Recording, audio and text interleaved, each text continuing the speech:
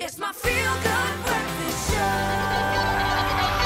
Call us on your cell phone. Culinary Hotline, bling. That can only mean one It thing. can only mean one thing. Welcome back. You're live with Expresso. Thank you so much for tuning in. Hey, it's Monday. I feel like I'm speaking in an auditorium at the moment. It's an auditorium of food. It's time for the Culinary Hotline. Bling! Sing, sing, sing. So here's a good tip right off the bat. When fruits or veggies are in season, they are obviously a lot cheaper. So buy bunches of ruby red beetroot if you can, or a box of plump tomatoes, the love fruits, I think of the love apple. I'm going to ask someone to explain that to me. And then preserve them by bottling or making a delicious jam. Very clever. So here to give us a little taste, excuse the pun, of their bottled beetroot and a jam, we've got our jammalicous kitchen darlings, Mama Mirriam and Anél. You are jammalicious. Guys, thank you so much for joining us. We love you. We love bottled things because they're sweeter, they're pickled, there's flavors in there, and it's quite economical because we've got beautiful seasonal fruits, so you want to capitalize. The humble beetroot, it is amazing. So this is going to be kind of a roadmap for doing all kinds of bottling of things, okay, preserving things, pickling things. What do I need if I want to bottle? Don't keep it bottled up. What do I need if I want to bottle? What equipment essentially do I need? Think about one thing that you've been mentioning the whole time. A bottle. Okay. And how often do we have, because you want to speak about sustainability in your own kitchen. Exactly. I'm forever washing things that I've used. Use them again. Reuse. Yes. You've got the glass, you've got them, okay? Yeah. Bottle. Save some money. Exactly. And then you just have to sterilize them, and it's so easy to sterilize because you just have to wash it well, Wash it well. Then I pop it upside down like that to dry. Okay. And then I pop it up again like that, and in the oven at 180 degrees for 10 minutes, and they're sterilized. Okay. Finished glass. Because that's important, because you're sealing it in there. Yeah. And if there's any kind of little microbials, any bacteria or anything in there, that's going to affect, obviously, the preserving process, I would assume. It's going to ferment them, and that's what we don't want. Okay, unless you are actually pickling, which we've done in bottles as well. Mama Mirriam, we love you because you bring deliciousness into our kitchen. Yeah, thank you. And we are going to be making something that it looks spectacular just because the beetroot has the most resplendent color. Okay, so we're going to be making a pickle, in this case, beetroot pickle. How do we start? Take us through the process. Now I'm going to give Anél the beetroot. Anél, you need to cut the beetroot now. You must cut it really. It's boiled first. Yes, it is boiled first, yes. And look what I've got on. I know. Surgical gloves. I was going to say, because we're going to do this with surgical precision. No, I mean, anyone who has worked with beetroot will know that the dye power, if you want to use something to dye, do it. But I've also heard, maybe you guys can correct me if I'm wrong, but to boil the beetroot first before you peel it makes it a lot easier. Yeah.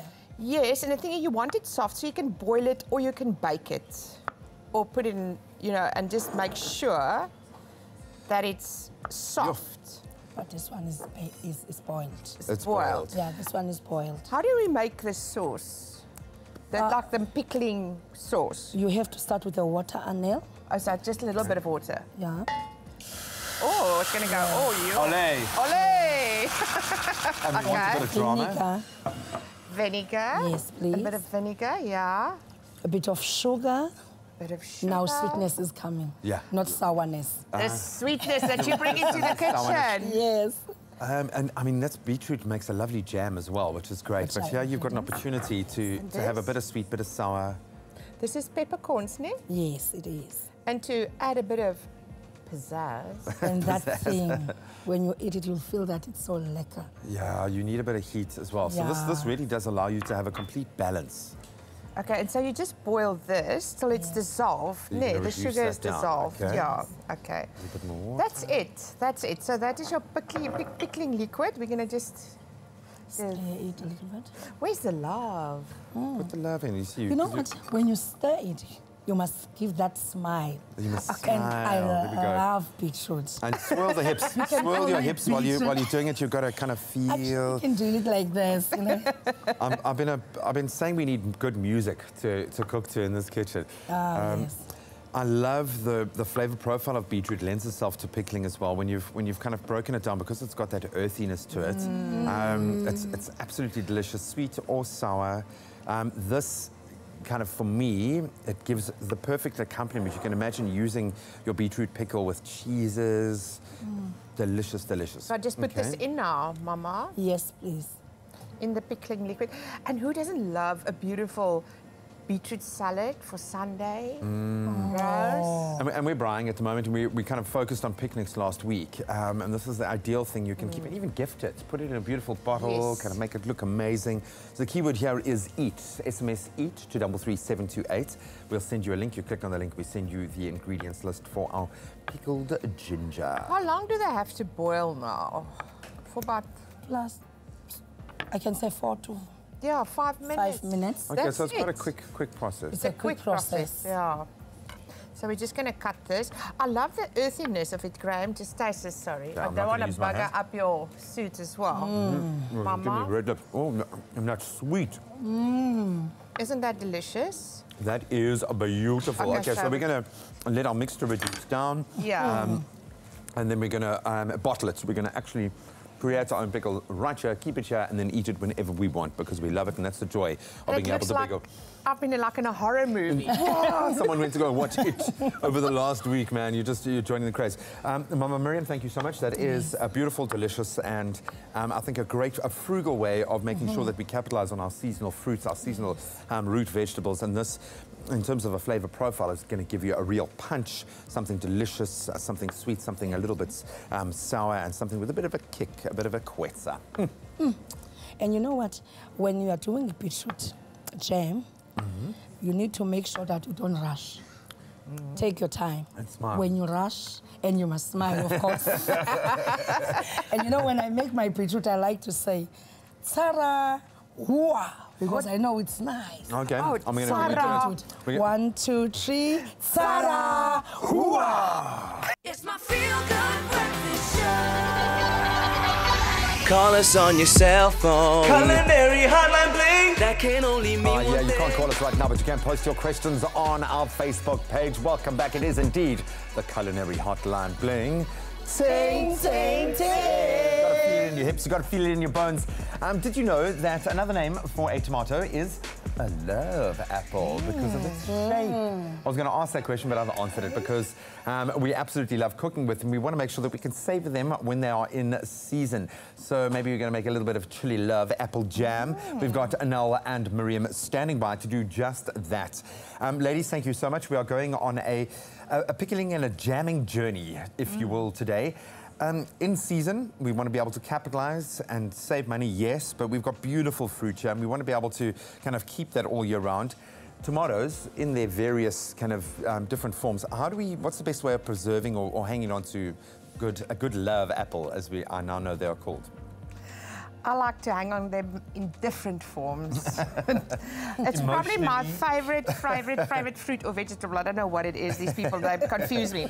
But there's a lot of lycopene in it, and it is cancer prevention. So I eat at least 2 tomatoes a day, just in case. Love the texture, love Yeah, them fresh. everything. But they also pickle well. So what are the best ways to preserve a tomato? How many ways can you do it? You can freeze them by just putting them whole on a tray like this.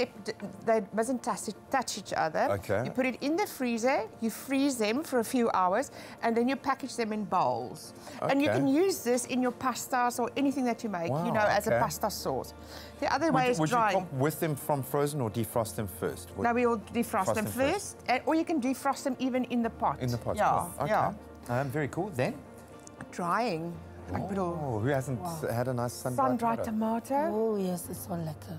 It's so lekker, especially if it's in a bit of olive oil and a bit of vinegar, and it lies in there and it takes up all that flavors and it softens it a little bit. And a very different flavor profile to what a tomato would normally be. So I like it. You can almost kind of dry them out and then pickle them as well.